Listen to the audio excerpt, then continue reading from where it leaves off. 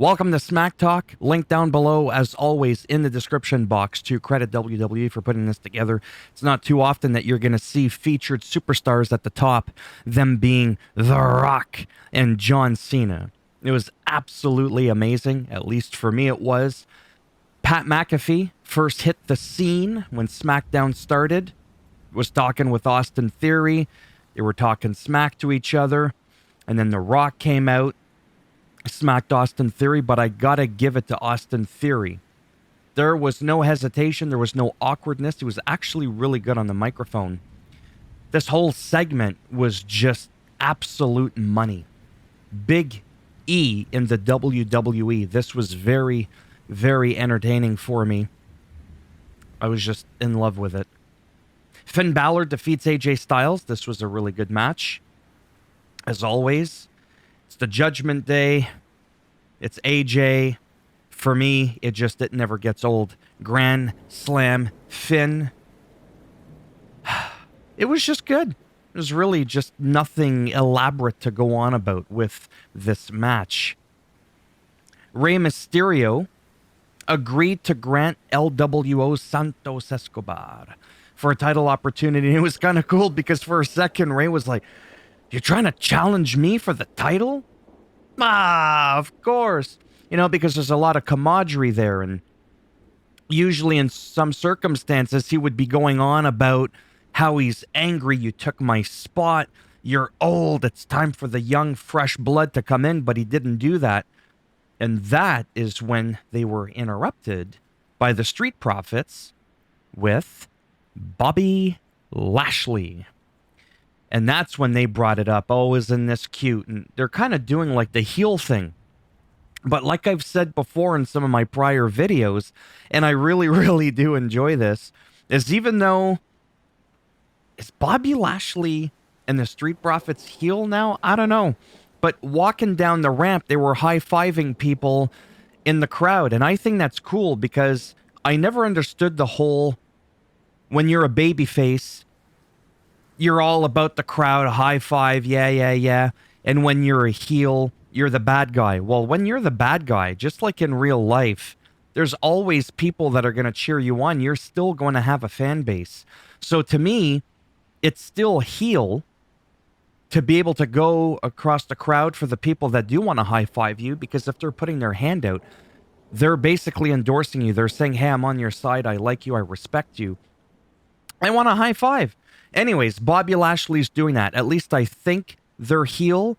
And then what leads me to believe that they're kind of heel was because of some of the heelish stuff that they did, especially post-match, right? The Street Profits defeated Cruz del Toro and Joaquin Wilde. And after the match, Bobby Lashley said, get on them. And then Lashley gets in there, bops Rey Mysterio, but then says, okay. Pull it back. Like, they're very aggressive. They're not pulling out chairs and sledgehammers and all that kind of shit. But to me, that was still great. I really liked seeing that. Again, I go back to the Logan Paul thing because I think, if I'm not mistaken,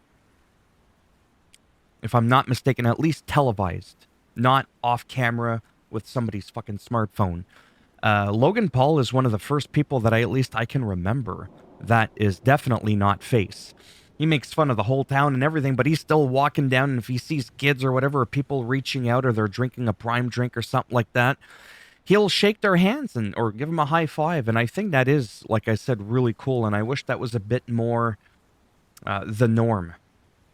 Anyways, again, this was... it's not that it wasn't a good match. It was just... It made, in my opinion, make the LWO a little bit weak. And the Street Profits a little bit too strong, if that makes any sense. But that's just my quick opinion on it. I don't want to get all too elaborate with all of these matches here. Just making sure that I didn't miss anything. Oh, yeah, this was awesome. LA Knight, again, defeats The Miz. I just love that whole... Is it a vignette? The whole... play match, or where they kind of recap it and they're like, anyways, they put it all together, little snippets of their ongoing little feud. and I'm just all for it. Like it's so good. They're both amazing, both great in ring, out of the ring, on the microphone. It's just, this was definitely for me one of the biggest E's of the night. You know, most people will be like, "Oh, it was a W." I feel like that's a new thing in recent memory. That's a W. No, that's an L. No, that was E. That was entertaining. WWE. Anyways.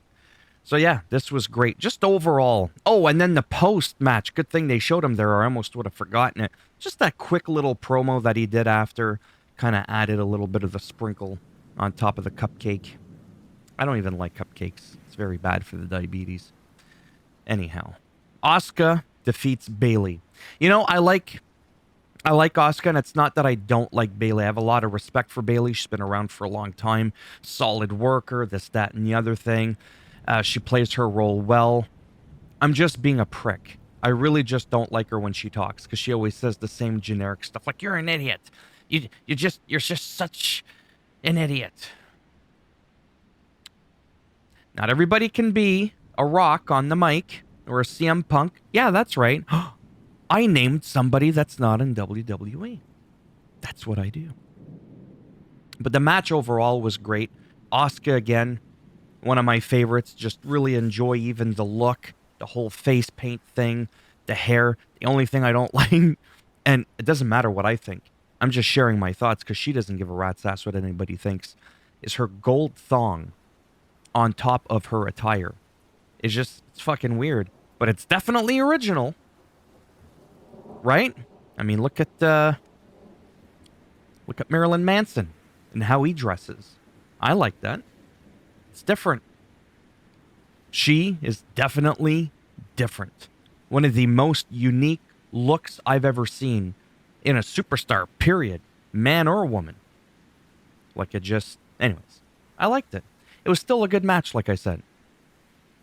But as a whole, I just really like Io Sky, too. She's just awesome. But yeah. And I know I keep going on and on and on about this, but this is what I do. I do those things that sometimes hit a nerve, tweak a nerve, or something.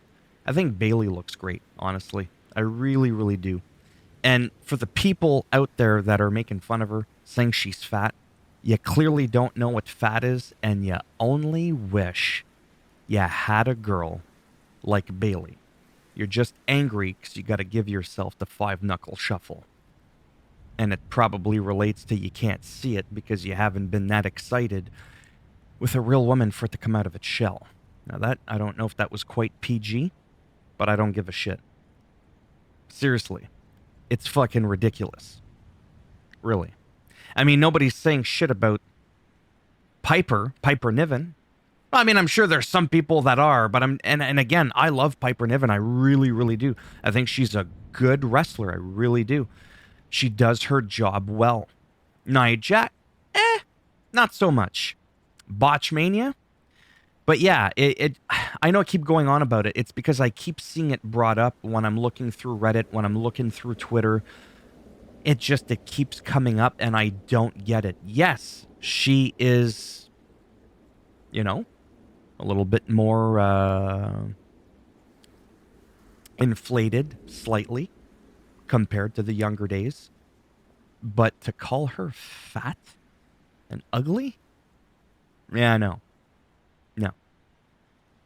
No, she's great. Anyways, just not so much on the mic. But yeah, so that's that.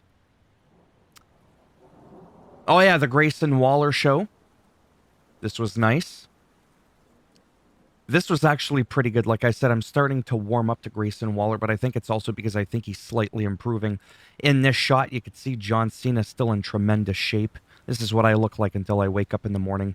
But when I wake up from my nap, I end up just looking like Jimmy Uso.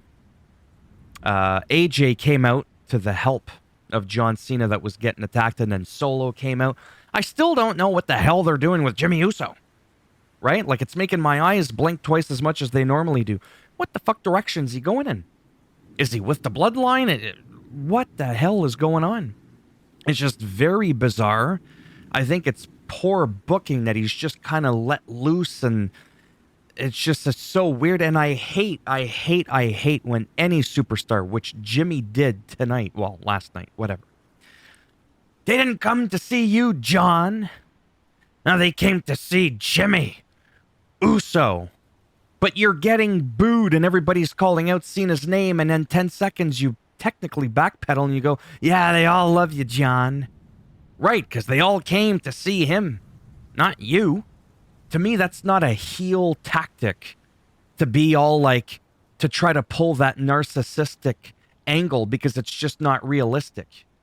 No matter how much of a heel you are, there's no way that you even believe that the crowd is there for you. You could say, John, these people didn't come here to see you talk or try to throw an angle. They want to see a fight or just something. I don't know. But that wasn't it. Again, love Jimmy Uso, Jey Uso, the Usos, the whole thing. I love it. And then Solo, what's he doing? Does he like him? What was grabbing his throat? Turns around, super kicks Cena. Was pretending, or was he not pretending? But then Paul Heyman said, no, go and help Jimmy, because then John Cena was going to F you, attitude adjustment. Jey Uso is just weird. I was really hoping the person that was going to come out and help him was going to be none other than The Rock, because The Rock and Cena shared an intimate moment backstage. They hugged it out. They pretended like there was a bit of tension. And then it was just awesome. Just that little moment was great. It was awesome. They have each other's backs. They respect each other. AJ Styles came out, which I think is really cool. I was just kind of hoping, because, The Rock, the fucking Rock, would have been the one to come out. It just would have added a little extra flair to the end of the show.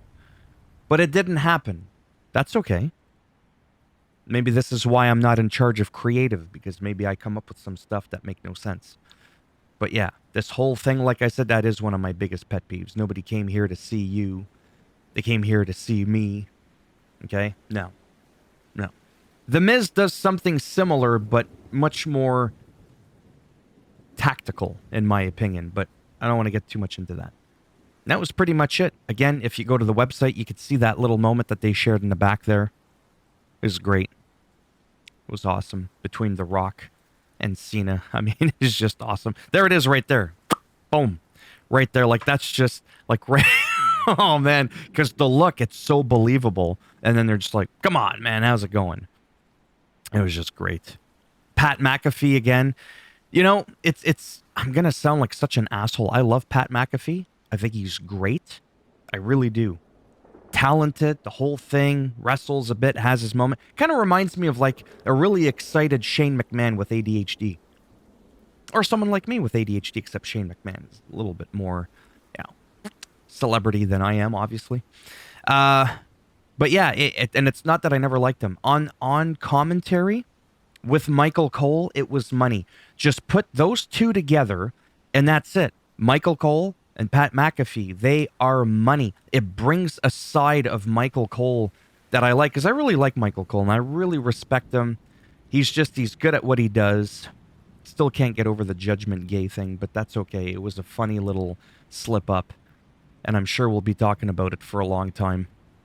I forget what the hell I was going to say. Oh, at the very beginning of Pat McAfee's career on commentary, I thought he was a little bit too high-strung for me, but that's when I realized that Kevin, the other dude there that's on commentary, I'm sure he's a really nice guy, and he comes across a really nice guy, and it's not like I don't like him, because that's not the right word to use. I could just do with somebody else. Fuck, Byron Saxton, for Christ's sakes, I miss on commentary. Throw Kevin Patrick, or whatever his name is, in the back.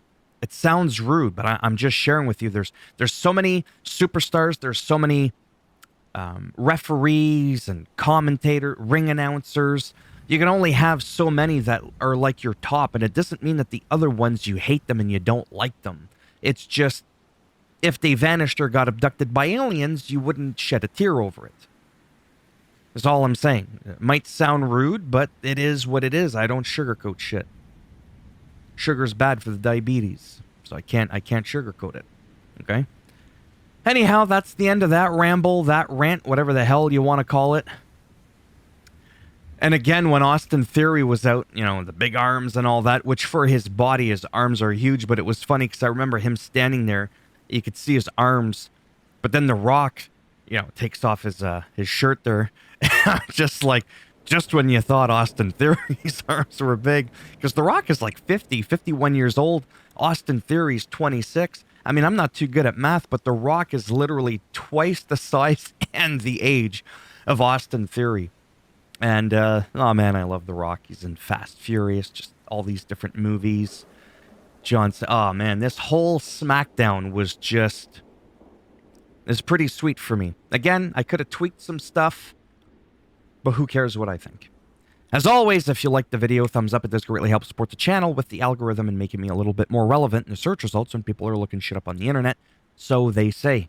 You didn't like it? Go ahead. Give it a thumbs down. We'll bend it in half. We'll twist it. We won't break it off in your ass. No, it'll be up your candy ass. And while it's in the backyard, The Rock is going to do the people's elbow, put all that pressure on your chest, and you're going to like flinch and clinch, and that's what's going to snap the thumb off from inside of your ass. And this is why I don't cut promos for any wrestling promotion. What the hell was that? If you want to subscribe, naturally, that would be great. I don't even need to finish the sentence. And if not, whatever. I totally get it. I get it, trust me. Thanks for stopping by anyways. Take care. Let me know down below what you thought of this whole thing. Or anything. All things wrestling. Ask me about CM Punk now that he got fired. Do I think he's going to go to Impact? Is he going to go to WWE? Should he be given another chance? It doesn't always have to be WWE. It's just what I predominantly talk about because it's all the time I have for. But so little time that I can't even cover NXT. Just saying. Until next time, bye for now.